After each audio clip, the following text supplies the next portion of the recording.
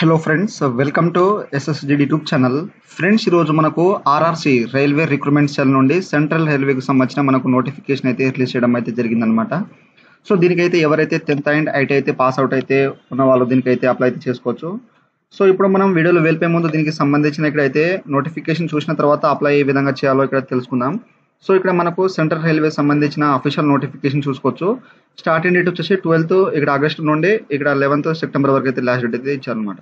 ఆ తర్వాత ఇక్కడ మనకు నోటిఫికేషన్లో మనకు సంబంధించిన డీటెయిల్స్ అనేది వాళ్ళు పూర్తిగా అయితే ఇవ్వడం జరిగింది. ఇక్కడ క్లస్టర్ అనేది మనకు ఇచ్చారు, తర్వాత యూనిట్స్ అనేది దీంట్లో అయితే ఇవ్వడం అయితే జరిగింది. సో ఇక్కడైతే యూనిట్స్ అండ్ క్లస్టర్ అయితే చూసుకోండి.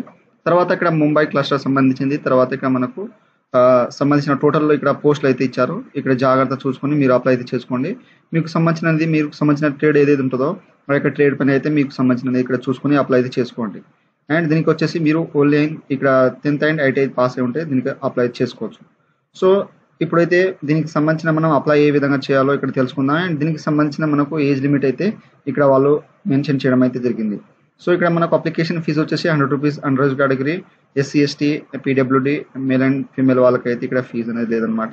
సో ఇక్కడైతే చూసుకోండి. సో ఇప్పుడు మనం ఏ విధంగా అప్లై చేయాలో ఇక్కడ తెలుసుకుందాం.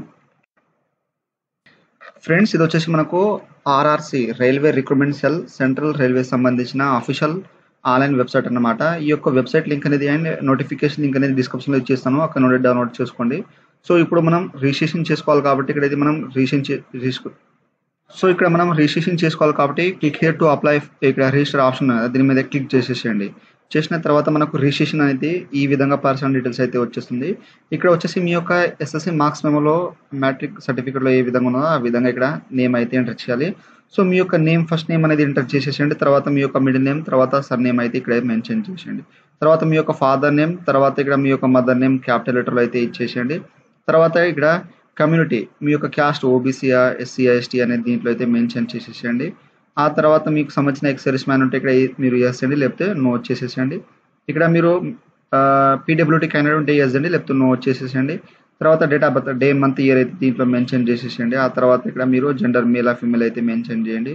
తర్వాత నేషనాలిటీ వచ్చేసి ఇండియన్ సెలెక్ట్ చేసుకోండి. తర్వాత రీజన్ ఇక్కడైతే హిందూ ముస్లిమ్స్ అనేది దీంట్లో మెన్షన్ చేసేయండి. ఇక్కడ మ్యారిటల్ స్టేటస్ వచ్చేసి మ్యారీడ్ అండ్ మ్యారీడ్ దీంట్లో మెన్షన్ చేయండి. తర్వాత మీ యొక్క ఆధార్ కార్డ్ నెంబర్ ఇచ్చేసేయండి. అండ్ ఇక్కడ ఐడెంటిఫికేషన్ 1, తర్వాత ఐడెంటిఫికేషన్ 2 మార్క్ మీ యొక్క పుట్టుమచ్చలు అనేది మనకు ఎస్ఎస్సి మార్క్స్ మెమోలో సర్టిఫికేట్లో ఏ విధంగా ఉన్నదో ఆ విధంగా ఇచ్చేసండి. లేదా మీకు సంబంధించినది హ్యాండ్ పెన్ ఎక్కడైనా ఉంటే ఇక్కడ మెన్షన్ చేసేసండి. తర్వాత మొబైల్ నెంబర్, ఈమెయిల్ అడ్రస్ ఇచ్చేసండి. తర్వాత సెలెక్ట్ ట్రేడ్, సో మీరు అయితే ఏ ట్రేడ్ పని అయితే అప్లై చేద్దామంటారో మీకు సంబంధించిన ఐటీఐలో మీరు ఏ ట్రేడ్ అయితే తీసుకున్నారో ఆ ట్రేడ్ సెలెక్ట్ చేసుకోండి.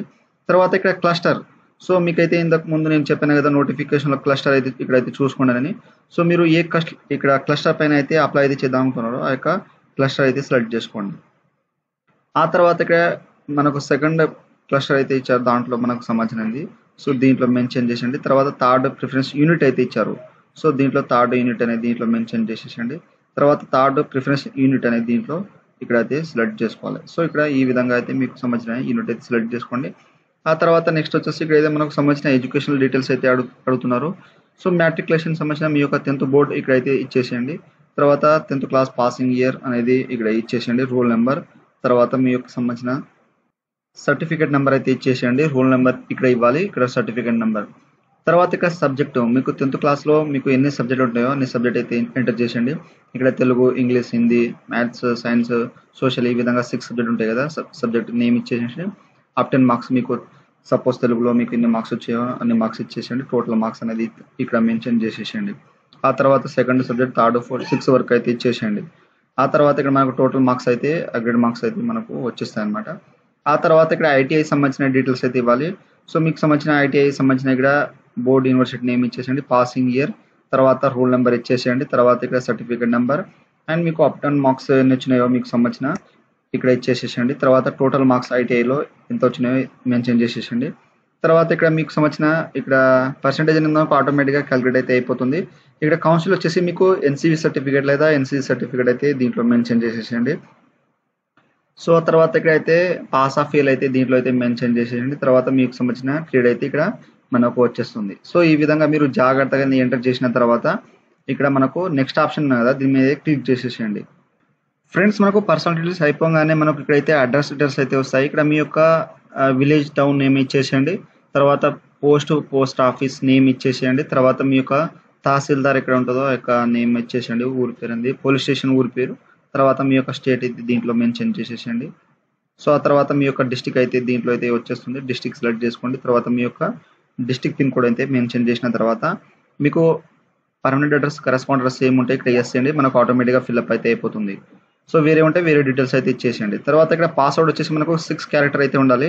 సో మనకు పాస్వర్డ్ ఏ విధంగా ఉండాలంటే ఒకటి మనకు సంబంధించిన ఆల్ఫాబెట్ క్యాపిటల్ లెటర్లు అయితే ఉండాలి. తర్వాత నెంబర్కి కానీ స్పెషల్ క్యారెక్టర్ హ్యాష్ ట్యాగ్ కానీ డాలర్ సింబల్ కానీ తర్వాత మీకు సంబంధించిన ఏదైతే మీరు స్పెషల్ క్యారెక్టర్ అయితే పెట్టుకుంటారో అదైతే ఇచ్చేసేయండి. తర్వాత మీ యొక్క నేమ్ అనేది స్మాల్ లెటర్లో అయితే ఇచ్చేసేయండి. అదేవిధంగా కన్ఫర్మ్ పాస్వర్డ్ కూడా సేమ్ ఇచ్చేసి ఇక్కడైతే అగ్రి అనేది దీంట్లో అయితే టైమ్ అండ్ కండిషన్ అగ్రి చేసేసి ప్రొసీడ్ మీద క్లిక్ చేసేసేయండి. ఫ్రెండ్స్ ఆ తర్వాత మనకు ప్రివ్యూ అండ్ కన్ఫర్మేషన్ అయితే వస్తుంది. ఇక్కడైతే ఇప్పుడు అయితే ఎడిట్ చేసుకోవాలి. తర్వాత మనకు ఎడిట్ ఆప్షన్ మాత్రం ఉండదు అనమాట. So you can click the button name details to edit ఇక్కడ ఫిల్ బై యూ. సో మనం కరెక్ట్గా అయితే ఇక్కడ చూసుకోమంటుంది. సో తర్వాత ఎడిట్ అయితే లేదంటుంది. ఇక్కడైతే చూసుకోమంటుంది. అన్ని చూసుకున్న తర్వాత ఇక్కడ క్యాప్చర్ అనేది ఎంటర్ చేసేసండి. ఇక్కడ అగ్రి అయితే చేసేసండి.